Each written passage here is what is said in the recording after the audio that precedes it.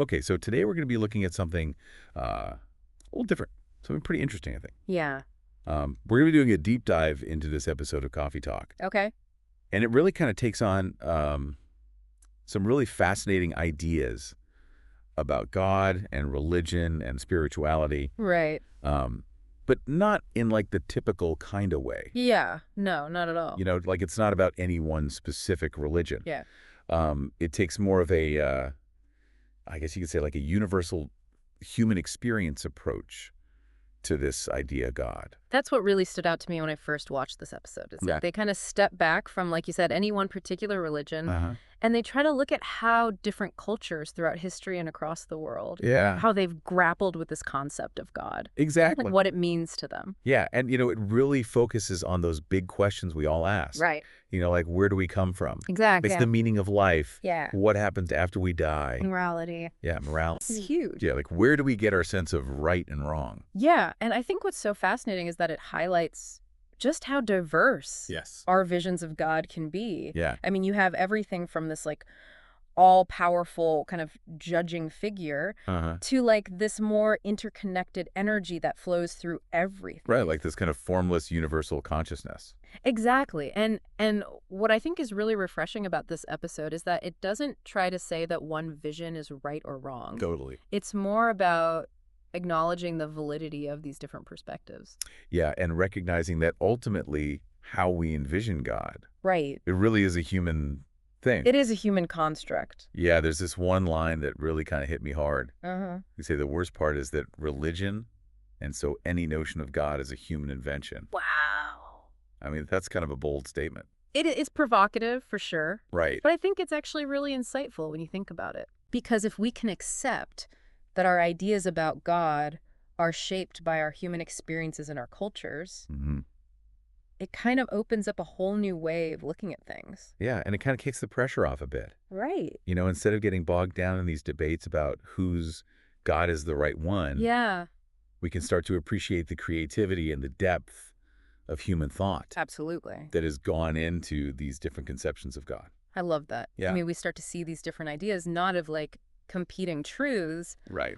but as reflections of humanity's just ongoing search for meaning and understanding. Yeah. We're all trying to figure this stuff out Right.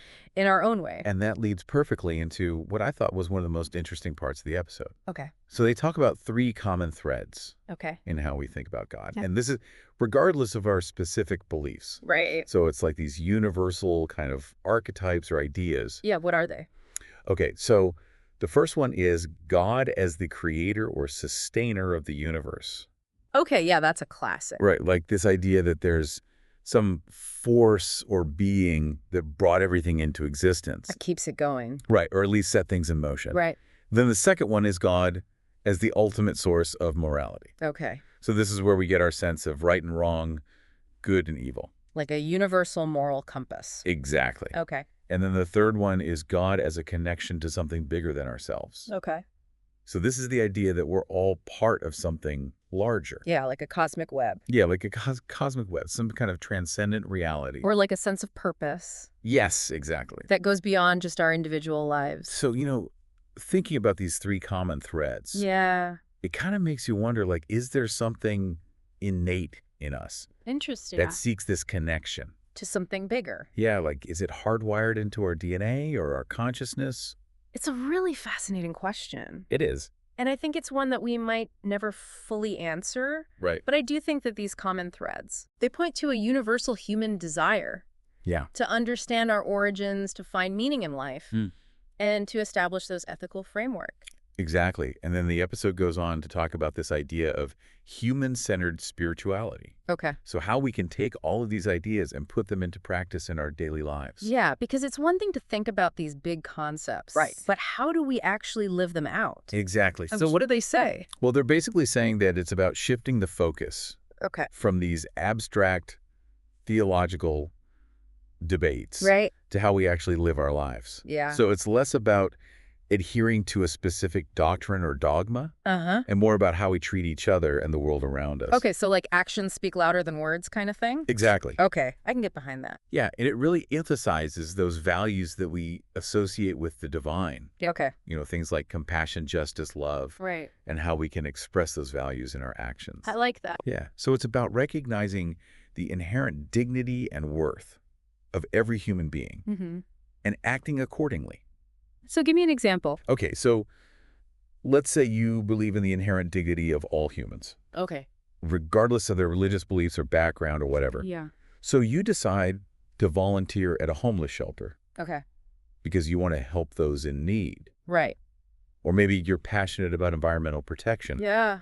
because you see the interconnectedness of all living things. I love that. Yeah, so it's about embodying those values Mm-hmm.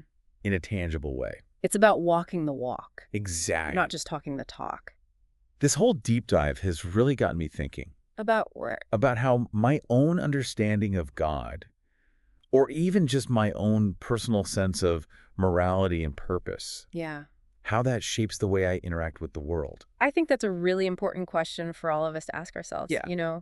We're all searching for meaning and purpose in our lives, and maybe the most powerful expression of the divine, or even just of our best selves, Right. lies in how we embody those values in our actions. That's a great way to put it. Yeah, so it's not just about what we believe. Right. It's about how we live. Well said. Thank you. This has been a really thought-provoking conversation. It has? So we're going to leave you with this question.